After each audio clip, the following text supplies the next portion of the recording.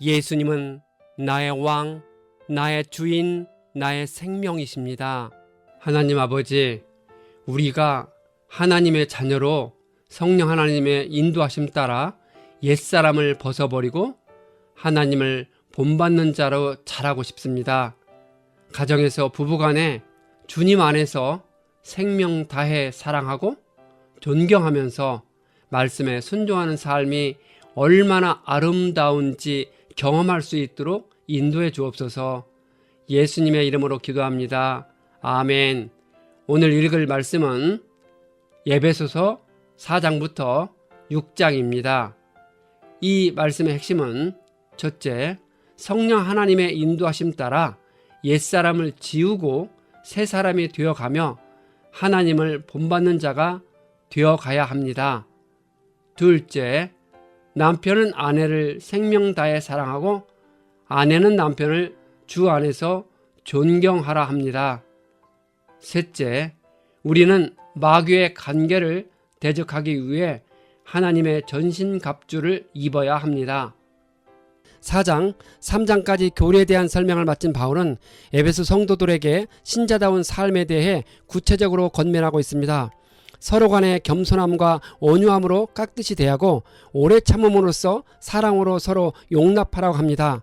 그리스도의 몸도 하나요, 성령도 하나이고 부르심의 목표인 소망도 하나였습니다. 주님도 한 분이시요, 믿음도 하나요, 세례도 하나요, 하나님도 한 분이십니다. 세례가 하나인 이유는 세례받은 모든 자들이 한 분 주님의 이름으로 같은 믿음을 고백하면서 세례를 받았기 때문입니다. 하나님께서는 우리 각 사람에게 그리스도께서 나눠주시는 선물의 분량을 따라서 은혜를 주셨습니다. 바울은 은혜를 두 가지 방식으로 말했습니다. 첫째, 사람에게 구원을 가져다주는 하나님의 선물로서의 은혜입니다. 둘째, 여기서처럼 복음 사역을 위해 각 개인에게 주어진 은사 혹은 능력으로서의 은혜입니다. 이 같은 은사는 각 사람에 따라 분량대로 다양하게 주어집니다.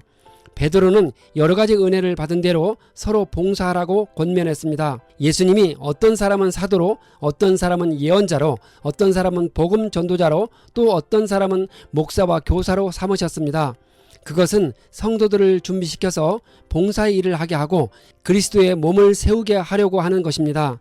그리하여 우리 모두가 하나님의 아들을 믿는 일과 아는 일에 하나가 되고 온전한 사람이 되어서 그리스도의 충만함의 경지까지 다다르게 됩니다. 장성한 크리스천은 그리스도 안에서 계속 자라나는 자로서 생각하고 행동하는 데 있어 그리스도를 보다 가깝게 닮아가는 자입니다. 비록 죄악된 세상에 살고 있는 동안 크리스천이 결코 완전해질 수는 없지만 하나님의 목표는 여전히 우리가 보다 그리스도를 닮고 그분을 본받아 살아가는 것입니다. 바울은 성도들에게 지난날의 생활 방식대로 허망한 욕정을 따라 살다가 썩어질 그 옛사람을 벗어버리고 마음의 영을 새롭게 하여 하나님의 형상을 따라 참 의로움과 참 거룩함으로 지으심을 받은 새 사람을 입으라고 권면합니다. 왜 믿는 자가 여전히 죄를 지을까요? 크리스천은 그리스도 안에서 새로운 피조물입니다. 그렇지만 육체를 가지고 살아가는 사람으로서 모든 사람에게 영향을 끼치는 죄의 유혹에 여전히 취약합니다. 이처럼 육체를 가지고 살아간다는 것은 우리가 크리스천이 되기 이전부터 몸에 익숙한 옛 습관과 사고방식에 영향을 받는다는 것을 의미합니다. 하지만 이제 그리스도 안에서 새롭게 변화받은 크리스천은 마음속에 계신 성령에 의지하면 의지할수록 옛날에 죄악된 습관에서 벗어나 의와 진리와 거룩함을 좇는 새 사람의 삶을 살아갈 수 있는 것입니다. 마귀에게 틈을 준다는 것은 어떤 죄로 하여금 자기 마음속에 내주하시는 성령님을 밀어내고 자기 안에서 자신을 지배하도록 허용하는 것을 말합니다. 죄가 자신을 다스리게끔 자기 몸을 사탄 마귀의 유혹에 내맡기는 것을 가리킵니다. 그런데 성령은 자신이 거주하고 있는 그 사람이 하나님께 불순종할 때 근심하십니다. 모든 죄는 생각으로든 행동으로든 거룩하신 성령과 충돌하고 우리와 하나님 사이를 갈라놓기 때문에 우리의 보증이 되시는 성령을 근심하게 합니다. 바울은 서로 친절히 대하며 불쌍히 여기며 하나님께서 그리스도 안에서 그들을 용서하신 것 같이 서로 용서하라 합니다. 5장, 그러므로 성도들은 사랑을 받는 자녀답게 하나님을 본받는 사람이 되라 합니다. 어린 자녀가 부모를 따라 배우듯이 믿는 자들은 매일의 삶 속에서 하나님의 뜻에 따라 순종함으로써 그분의 인격을 닮아갈 수 있습니다. 하나님을 본받을 수 있는 가장 기본적인 길은 우리가 무엇을 하든지 사랑 가운데서 행하는 것입니다. 믿는 자들은 이제 빛의 자녀이니 성령을 쫓아 모든 착함과 의로움과 진실이라는 빛의 열매를 맺어야 합니다. 우리는 어떻게 행할 것인지 자세히 살피고 지혜롭게 살아가야 합니다. 바울은 방탕하게 만드는 술에 취하지 말고 성령에 충만하라 합니다. 예수님은 가나 혼인잔치에서 물로 포도주를 만드셨고 바울은 사랑하는 제자 디모데에게 그의 병을 위해 포도주를 약으로 적절히 사용할 것을 권면했습니다. 여기서 바울이 금하는 것은 술 마심이 아니라 술 취함입니다. 술을 많이 마시는 것을 금하고 있는 것입니다. 꿀도 과하면 문제가 생기듯이 술도 과음하면 몸에도 안 좋을 뿐더러 쉽게 방탕으로 흘러 영성을 크게 해칩니다. 바울은 그리스도를 경외함으로써 피차 복종하라고 권면합니다. 5장 22절부터 6장 4절까지는 부관과 부자 간에 어떻게 말하고 행동해야 하는지에 대한 기준을 제시해주고 있습니다.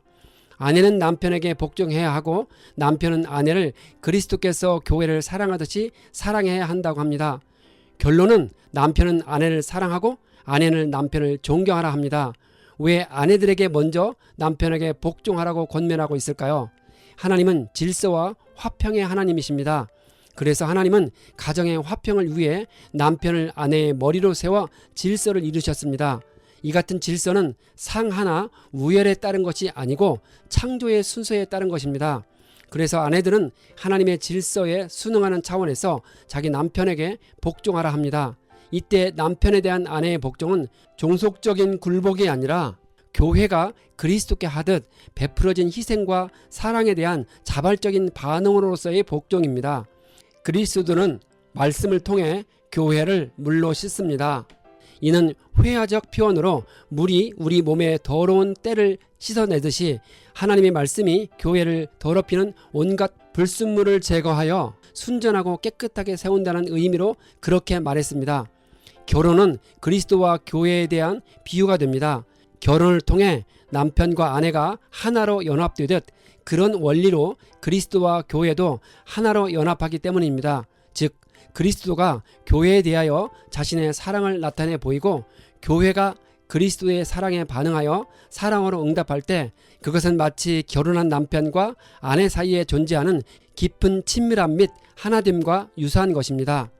6장 바울은 자녀는 주 안에서 부모에게 순종하라 합니다.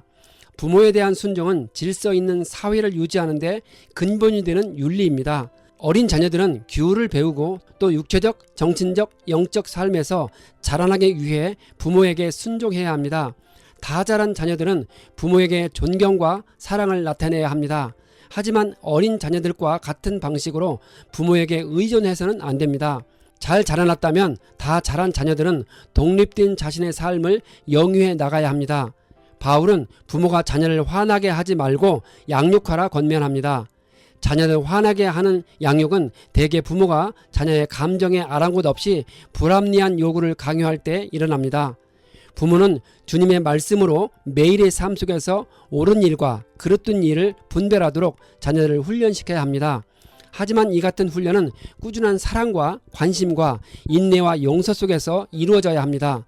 이어서 바울은 종들은 두려움과 떨림과 성실한 마음으로 육신의 주인에게 순종하라 합니다. 주인들은 주님이 그들의 상전임을 알고 사람을 차별하지 말고 종들을 위협하지 말라고 권면합니다. 끝으로 바울은 사탄 마귀의 관계에 맞설 수 있도록 하나님이 주시는 전신갑주를 입으라 합니다. 성도는 매일 성경 말씀의 진리를 탐구하고 성령의 인도하심에 따라 그 말씀에 순종함으로써 복음을 힘써 증거하고 그리스도를 굳게 믿음으로써 하나님의 전신갑주를 입을 수 있습니다. 이 같은 영적인 전신갑주는 사탄의 공격으로부터 우리를 보호할 뿐만 아니라 더 나아가 사탄의 간계를 깨뜨리고 승리를 얻게 할 것입니다. 바울은 모든 기도와 간구를 성령 안에서 하라고 권면합니다. 이는 우리의 뜻과 마음을 성령의 뜻과 인도하심에 온전히 굴복시키고 성령의 도우심을 받아 성령의 능력으로 기도하는 것을 말합니다. 하나님의 영이신 성령은 하나님의 깊은 것까지도 잘 아시는 분으로 오직 하나님의 뜻대로 성도를 위하여 간구하시기 때문에 성령 안에서 기도하면 반드시 하나님의 응답을 받게 됩니다. 바울은 두 기고를 특별히 에베소에 보냈습니다. 그는 바울의 소식을 잘 전달하는 일꾼이었습니다. 바울은 자신의 사정을 알려 에베소 교인들의 마음을 위로하길 원했습니다. 에베소 교인들은 바울의 투옥으로 인해 시리에 빠져 낙담할 수 있었습니다. 그래서 바울은 자신이 로마에 와서 갇히게 된 이유는 제국의 심장부인 로마에서 그리스도의 복음을 전파하기 위한 오랜 계획의 실천이라는 사실을 알려서 에베소 교인들을 위로하고 용기를 심어주기를 원했습니다. 이것으로 서신서의 꽃이라 불리는 에베소서를 읽고 은혜를 나누는 일을 마치겠습니다. 이 편지는 오늘 우리의 삶을 더 풍성하게 하고 품위 있게 하는 데 큰 도움이 됩니다.